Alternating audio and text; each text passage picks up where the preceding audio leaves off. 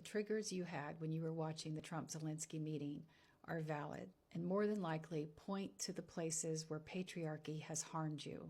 Let's talk about it. Patriarchy survives by keeping you small and taking away your power. It uses specific tactics to do this. Many of those were on display during the Trump-Zelensky meeting. Once you start to recognize that, you can start to deconstruct from it. Many of us have been harmed by it, especially if you grew up in Christianity or a family structure that was rooted in patriarchy. When Trump and Vance were demanding that Zelensky be more grateful, they were using the tactic of weaponized gratitude. In home, that would have been like, be grateful or else. Even if you didn't get what you asked for, even if you were being abused. In church, don't question authority. Just be grateful for their wisdom, because after all, they're pointing you to salvation. You simply had no choice but to submit to the power. Then they use the tactic of shifting blame. This is a major tactic of patriarchy. So trigger warning while we talk about this. If you have ever been blamed for your pain, you know how this works.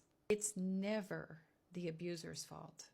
It's always the victim's fault. In this case, Trump is actually painting Russia as the victim. Let that sink in.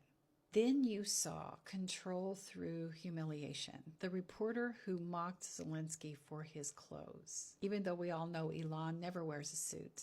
This is not about dress code.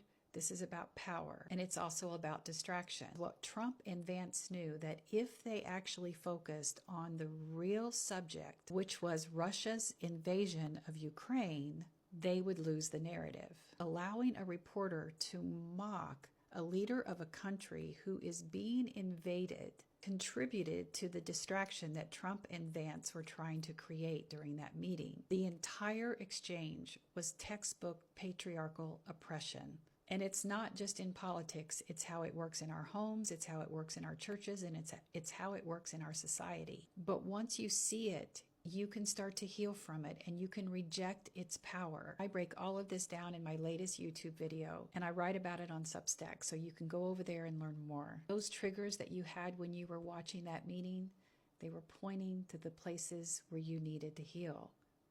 And now you know.